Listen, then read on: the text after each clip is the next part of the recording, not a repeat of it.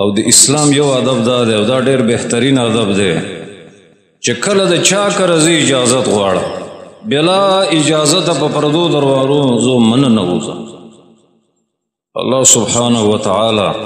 په سورة نور کې چې دا د قرآن د پاک دامنۍ مضمون والا سورت دی په دې کې هغه آداب ذکر دي چې د زنا کنډونه بندوي. نو په هغې کې یو ادب دا دی چې ای مؤمنانو د چا کره ځئ اجازت اخلئ او داسې فرمایلی دي یا ایها الذین آمنوا لا تدخلوا بیوتا غیر بیوتکم حتی تستانسوا وتسلموا علی اهلها چې مسلمانانو د خپل کوټې نه علاوه د بل چا کره چې ځئ اجازت به غواړئ او سلام به پې کوئ بلا اجازته به نه ځئ. د دې وجه نه هغه خلک د اسلام د اصولو مخالف دي چې لاړ شي دروازه کولاو کې سیده ننوځي. ته وګوره دا خو د اسلامي اصول نه دي که نه. غویان چې د چا کره ځي غویان نو ښکر باندې دروازې ته زور وکړي او خپله خور ته ځان رسوي. او اسلامي اصول دا دي چې د ورور کره ځي که د کاکا او د ماما کره ځي که د دوست او د بل رشتهدار کره ځي سیده به نه ځي د لرې نه به اجازت غواړي. د اجازت بیا دا طریقې دي چې سلام وکړه چې السلام علیکم زه پلانی یم درشم یا دروازه ورته وټکوه یا نن سبا د بجلۍ په ترتیب باندې ټلۍ لګېدلې د هغه ټلۍ وکړه او د دروازې نه طرف ته ودرېږه چې دروازه کولاو شي یا پرده چېرته سیلۍ لري کړي چې پردو زنانو باندې د نظر ونه لګي سیټ ته ودرېږه. او نبی صلی الله علیه وسلم د اجازت غوښتلو وجه بیانوي او داسې وایي انما جعل الاستئذان من اجل البصر چې دا اجازت غوښتل د دې دپاره دي چې ګوره سترګې په پردو عورتونو باندې ونه لګي. او پیغمبر علیه السلام یو سړي ته دومره قار شوی و چې په لاس کې د سر د ګورو لرګی او تیره او دننه یو سړي کتل بلکې ما ته پته وی نو په دې لرګي مې دا سترګه دله نیغه واله چې دا سترګه دنه وځي. نو تاسو په خپله سوچ وکئ پیغمبر علیه السلام د سترګه څومره قیمتي اندام د هغه انسان ته وایي چې پر دننه ګوري بلا اجازته چې دا سترګه دنه وباسم.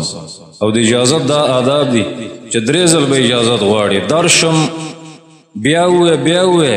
چې د 3 ځلو پورې جواب رانغی نو بیا به واپس کېږي یا د دننه د راشي چې اوس ورشه بیا به راشي. او دا اسلامي اصول نه دي چې 3 ځلو نه وروسته اجازت رانه شي او ته کنځلې وکړې چې ګورو به زمونږ کره چې راځئ خو موږ دروازه کولاو بار درته ولاړ یو او زما او ستا پته به ولګي یا هغه درته وایي چې بیا به راشي او ته ورته کنځلې وکړې چې موږ دومره تکلیف وکړو موږ به بیا راشي داسې مه کوه. انسان عاجزه دی یا به بیماران یا به بل داسې مشکلات دي چې نه به کولی شي چې ستا ملاقات وکړي ځکه د اسلام د ملاقات خپل آداب ښودلي دي. زموږ ملاقاتونه د خلکو دپاره عذابونه ګرځېدلي دي عذابونه. مسلمان له دا پکار دي چې کله د چا خواله ځې آداب یې زده کړه. په هغه ټیم کې مه ځه چې خلک اوزګار نه وي په مخه ډېر مه ځه خلک مه په عذابوه او چې کله ځې د خلکو نه ډېر تکلیفونه مه غواړه چې چی راوړي او پلانې شی راوړي او پلانې راوړي او په ګنټو ناستي او هغه غریبان ستا په انتظاري. ځکه ډېر جهالتونه دا د مسلمانانو دپاره د ضررونو سبب ګرځي. زمونږ کامل دین دی او زمونږ په دین کې دا خبره هم شته چې د یو عالم ملاقات ته ځې د یو ورور ملاقات ته ځې د یو ورور زیارت له ځې نو د دې ملاقاتونو آداب څه دي؟ یو ادب دا دی چې اجازه غواړه او چې درته وایي چې مه راځه بس مه ځه نو ستا خو پې حق نه دی مسلمان نه دی چې الله درته ویلي چې درته وایي چې واپس شه. اسلام دا خبره دومره مضبوطه ذکر کړې ده چې زوی د مور کمرې ته ځي بیا به م اجازت غواړي چې که کور کې دننه ستا د خور کمرې او ته یې ورور یې بلا اجازته د هغه کمرې ته به نه ځي. یو سړی راغی نبی کریم صلی الله علیه وسلم ته ویل استاذن علی امی زه د مور خواته ځم اجازه به غواړم نو نبی صلی الله علیه وسلم ویل او ویل زه خو سره کور کې اوسېږم زما مور ده نبی صلی الله علیه وسلم ویل که ستا مور ده بیا م اجازه غواړه سړي بیا ویل زه خو خادم یم زه د مور خادم یم نو بیا به م اجازه غواړم نبی صلی الله علیه وسلم ویل اجازه پې غواړه اتحب ان تراها عریانه ستا دا خوښه ده چې مور دې بربنډه او ته یې وینې هغې ویل نه ویل اجازه غواړه ځکه غواړه چې څه پته لګي کیدای شي د هغه بدن ښکارئ عورت یې ښکارئ په خپله سوچ وکړه چې د مور او د بچي منځ کې څومره کلکه رشته ده لیکن چې د مور کمرې ته ځې بیا به مې اجازه غواړي خاص کر دا د خوشحالۍ پروګرامونه نه اختر شو ودونه شو